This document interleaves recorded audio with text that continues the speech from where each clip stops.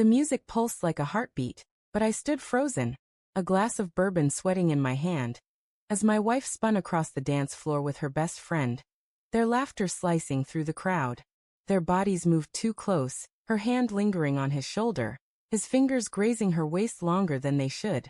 I told myself it was nothing, just old friends caught in the wedding's glow. But the way her eyes sparkled for him, the way she leaned into his whispers, carved a hollow in my chest I couldn't name.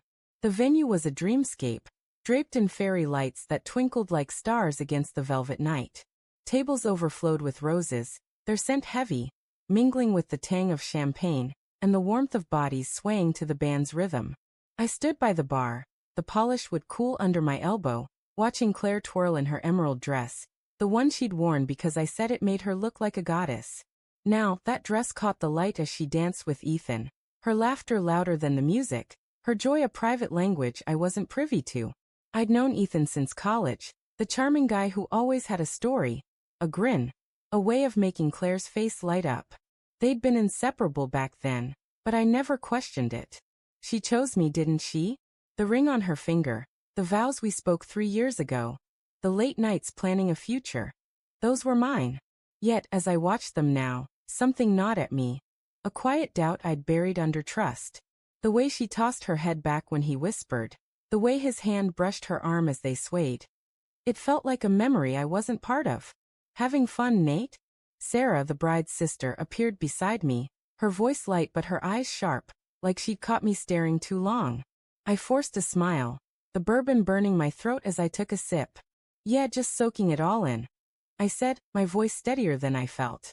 Weddings, you know? Always a spectacle. She tilted her head, her gaze flicking to Claire and Ethan. They're quite the pair out there, huh? Her tone was casual, but it carried an edge, like she was testing me. I shrugged, telling myself it was just dancing, just friends, just a moment. But Sarah's eyes lingered on me, and I wondered what she saw, a fool, a husband, or a man losing something he couldn't name. The night wore on, the crowd thinning as couples drifted to tables or slipped outside to steal kisses under the stars. I stayed rooted, my eyes tethered to Claire. She hadn't danced with me once. Not a single song. I'd asked her earlier, my hand outstretched, but she'd laughed saying, "Later, Nate, I'm having too much fun." Her words had stung, but I'd brushed it off, blaming the wine, the music, the chaos of the night. Now, as Ethan spun her again, her smile brighter than I'd seen in months, the sting deepened into something raw, something that tasted like betrayal. I set my glass down, the clink against the bar too loud in my ears, and made my way toward them. The floor vibrated under my feet, the music a dull roar. Claire saw me coming, her smile faltering for a fraction of a second before it widened, too bright, too forced. "Nate," she called, her voice breathy, her cheeks flushed. "Come join us."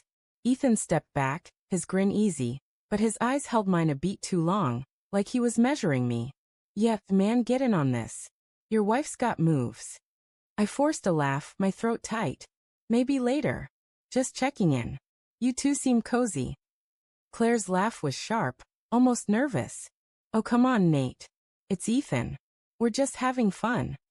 She reached for my hand, but her touch felt fleeting, like she was already pulling away. "You should dance with Sarah. She's been eyeing you all night." Her words landed like a slap, deflecting, redirecting, as if my presence was an inconvenience. I glanced at Ethan, who was watching us now, his expression unreadable. "Yeah, maybe," I muttered, stepping back, the hollow in my chest growing. Back at the bar, I ordered another bourbon, my thoughts spiraling. I remembered the late-night texts Claire got from Ethan, the ones she'd laugh off as just catching up. The weekend trips to see her college crew, where Ethan was always there, always too close in the photos she posted. I'd told myself it was nothing, that trust was the foundation of us.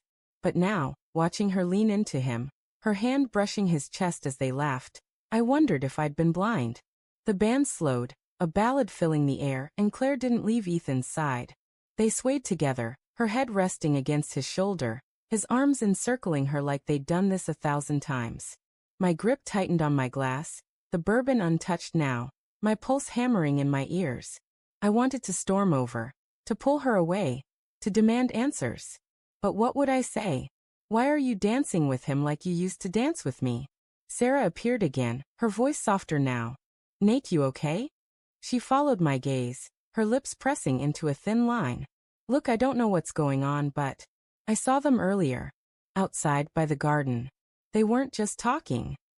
My heart stopped, then thudded painfully. What do you mean? My voice was barely a whisper, the world narrowing to her words. She hesitated, her eyes full of pity. They were close, Nate. Too close. I didn't want to say anything, but you deserve to know.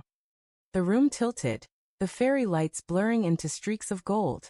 I set my glass down, my hands shaking, and walked toward the garden, my steps heavy, like wading through water. The night air was cool, the scent of roses sharper now, almost suffocating. I found them there, in the shadows, Claire's hand on Ethan's chest, his fingers tangled in her hair, their faces inches apart. They didn't see me, didn't hear me, but I saw everything.